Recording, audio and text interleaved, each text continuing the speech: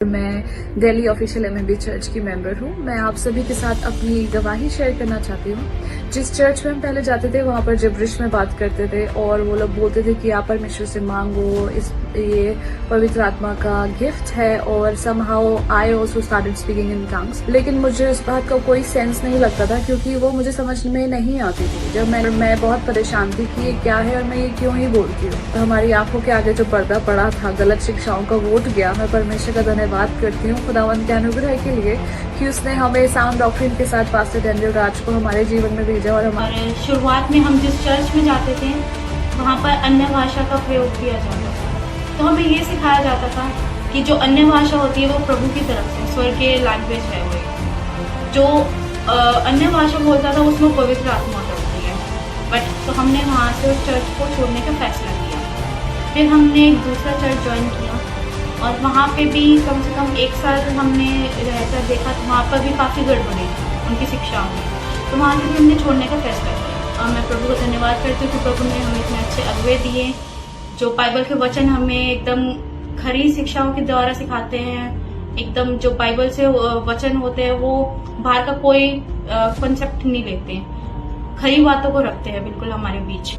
तो जय मसीह की मेरे दोस्तों, आपने देखा मेरे प्रियो यहाँ कुछ लोग गवाही दे रहे हैं। कौन सी गवाही? वो नहीं कि परमेश्वर ने मुझे ब्लेस किया, परमेश्वर ने मुझे हेल किया, परमेश्वर ने मेरा उद्धार किया, परमेश्वर ने मुझे ऊंचा किया, ये किया वो किया। नहीं, यहाँ ये लोग ये गवाही दे रहे हैं कि पहले मैं अन्य भाषा बोलती थी और मुझे समझ नहीं आता था, इसलिए मैं अब डैनियल राज के चर्च में जा रही हूँ। तो अब मुझे समझ आता है कि जो मैं अन्य भाषा पहले बोलती थी वो मुझे समझ नहीं आता था क्योंकि वैसा कुछ बाइबल में है ही नहीं। और मेरे प्रियो, ये पास्टर जो डैनियल राज है, इनका नाम तो बड़ा बिब्लिकली है बट इनका काम इब्लिस से कम नहीं। इब्लिस मतलब धर्माने वाला, वचन को तोड़ने वाला और उसी तरह से सिखाने वाला। जिस तरह हवा के पास वो आया और वचन के ही द्वारा उससे बातें करते हुए वचन को रॉन्ग साइड लेकर उससे पाप करवाया, और उसी प्रकार यहाँ आज इन लेडीज लोगों के साथ भी किया जा रहा है। लेकिन ये कुछ समझ पा नहीं रही क्योंकि जैसा इन्होंने गवाही दी कि इनको ना कुछ पहले समझ आता था और ना ही इन बहनों को अब भी कुछ समझ आ रहा है। सबसे पहले मैं प्रियो में बता दूं कि अन्य भाषा जिसे हम टंग्स कहते हैं उनको ये लोग जिब्रिश नाम देते हैं। जिब्रिश का मतलब है अस्पष्ट या अर्थहीन भाषण या लेखन। इसका मतलब है कि जो अन्य भाषाएं बोलता है वह बकवास करता है। यहाँ मैंने आपके लिए वर्ड्स मीनिंग लगाया है, आप पढ़ सकते हैं। यहाँ लिखा है बड़बड़ाना। तो जिब्रिश शब्द का इतना सारा अर्थ होता है। जिस तरह की जब अन्य भाषाएं पतरस लोगों ने बोला पवित्र आत्मा में भरकर, तो लोग भी उससे ऐसे ही कुछ बोलने लगे, ये तो बकवास कर रहा है, बड़बड़ा रहा है, इन लोगों ने शराब पी हुई है। और जैसा कि आप देख सकते हैं मेरे प्रियो, ये लोग भी अन्य भाषा को आज जिब्रिश के नाम से पुकार रहे हैं। जैसा कि शुरू से ही इन शब्दों का परमेश्वर के लोगों का विरोध किया जा रहा है जिस तरह आज हो रहा है। तो मैं बता दूं कि ये अन्य भाषा परमेश्वर के आत्मा का एक वरदान है। तो जब परमेश्वर का आत्मा हमें कुछ वरदान देता है और हम उसकी निंदा करना या बुराई करना शुरू कर दें तो वो हम पवित्र आत्मा का बुराई करते हैं। और वचन क्या कहता है? मत्ती की पुस्तक 12 अध्याय का 31 और 32 को पढ़ते हैं तो वहाँ लिखा है, जो कोई मनुष्य के पुत्र के विरोध में कोई बात कहेगा उसका यह अपराध क्षमा किया जाएगा, परंतु जो कोई पवित्र आत्मा के विरोध में कुछ कहेगा उसका अपराध तो इस लोक में और न परलोक में क्षमा किया जाएगा। हालेलुया। यहाँ बाइबल साफ कह देता है कि जो कोई पवित्र आत्मा के विरुद्ध में, उसके कामों के विरुद्ध में बातें करता है उसका अपराध न इस लोक में न परलोक में अर्थात स्वर्ग में भी क्षमा नहीं किया जाएगा। और ये लोग पवित्र आत्मा के वरदान को, टंग्स को क्या कह रहे हैं? जिब्रिश। और जो अन्य भाषा है मेरे प्रियो, वो संसार का नहीं परंतु स्वर्गीय शब्द है। इसलिए जो संसार का इंसान है वो उस शब्द को नहीं समझ पाता। इसलिए बाइबल कहता है जो अन्य भाषा में बातें करता है वो भेद की बातें करता है। और अन्य भाषा को लेकर मैंने पहले भी वीडियोस बनाया है, क्योंकि पहले भी दूसरी तरीके से विरोध हुआ है। अब फिर से मैं एक वीडियो यहाँ डाल रहा हूँ, क्योंकि ये विरोध कुछ अलग तरीके से है। क्योंकि यहाँ गवाही को ढाल बनाया जा रहा है, गलत शिक्षा को प्रमोट करने के लिए, गलत बातों की गवाही देने के लिए। बाइबल कहता है तो झूठी गवाही ना देना। यहाँ इन लेडीजों का कहना है कि पहले मैं तो अन्य भाषा बोलती तो थी, चर्च वाले बोलते थे, पर मुझे समझ नहीं आता था, इसलिए मैंने वो चर्च ही छोड़ दिया।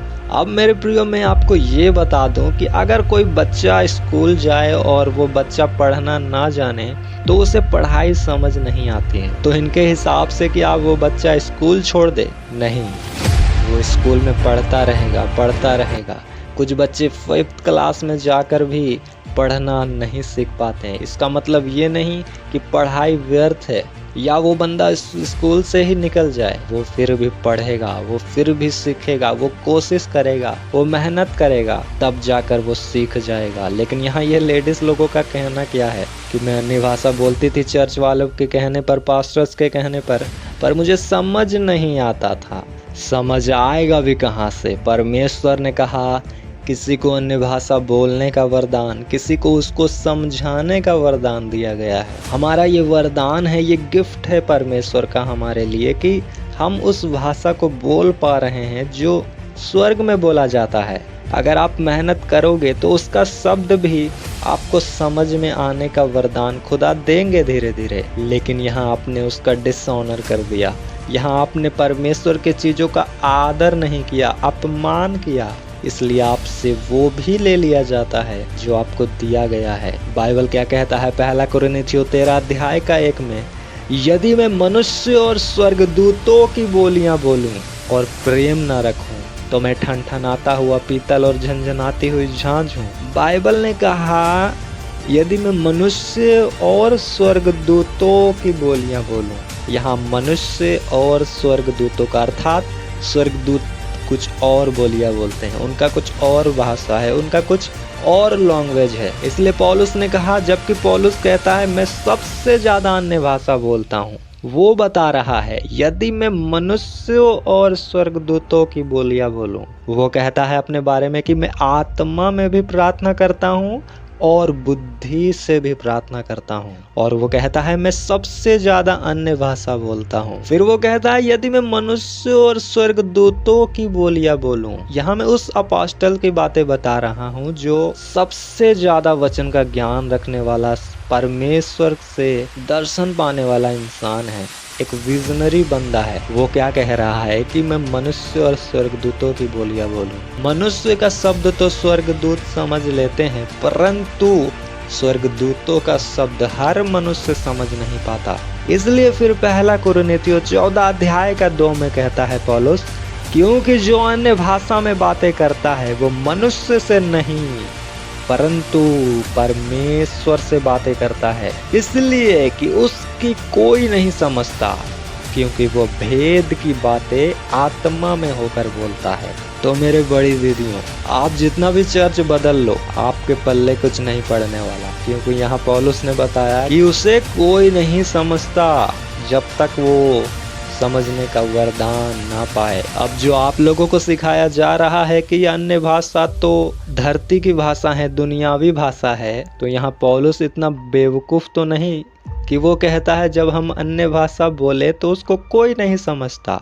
कोई नहीं मतलब कोई भी नहीं, वचन सबके लिए सेम है। जिस तरह आप लोगों को मूर्ख बनाया है कि धरती पर किसी को पिता ना कहना, तो आपको ये सिखाया जाता है कि बस अपने पिता को पिता कहो, तो वचन तो सबके लिए सेम है। तो यहाँ आपको समझने की थोड़ी आवश्यकता है, थोड़ी आपको जानकार लोगों से बातें करने की आवश्यकता है, सलाह मशवरा करने की आवश्यकता है। आप फालतू में बैठकर वीडियोस बनाकर बेकार की 3rd क्लास टेस्टमनी शेयर नहीं कर सकते। आपको अगर अन्य भाषा जिस चर्च पर समझ नहीं आता है तो आप समझने की कोशिश करो, प्रार्थना करो, परमेश्वर को बोलो कि परमेश्वर मैं डम्ब इंसान हूँ, मेरा बुद्धि मोटा हो चुका है, मुझे समझने का वरदान दो। ये क्यों है? क्योंकि खुदा ने कहा अगर तुझे बुद्धि की कमी है तो मुझसे मांग, मैं तुझे बिना उल्लाहना किए दूंगा। पौलुस ने क्या कहा? यहाँ बोलता है वो कि उसे कोई नहीं समझता, क्योंकि वो भेद की बातें आत्मा में होकर बोलता है। और यहाँ जब जिब्रिश का शब्द आप लोग कहते हो तो इसका मतलब है अस्पष्ट, अर्थहीन भाषण, बड़बड़ाना, बकवास करना। हालेलुया। पौलुस ने पहले ही बता दिया, खुलकर बता दिया। यहाँ खुला किताब है, बाइबल पूरा फ्रंट में आपको बताता है, चीख चीख कर बोलता है पवित्र आत्मा, लेकिन फिर भी आपको कीड़ा है विरोध करने का, वचन को तोड़ने का। कॉन्टेस्ट करते हो आप लोग, तो कभी कॉन्टेस्ट पर चढ़कर कभी वचन भी पढ़ लिया करो। और खरी शिक्षा, खरा वचन वही है जो बाइबल में सीधा लिख दिया गया है, और उसे उल्टा पुल्टा घुमा कर ये दिस दैट करके आप बोलते हो हम तो खरी शिक्षा में चलते हैं।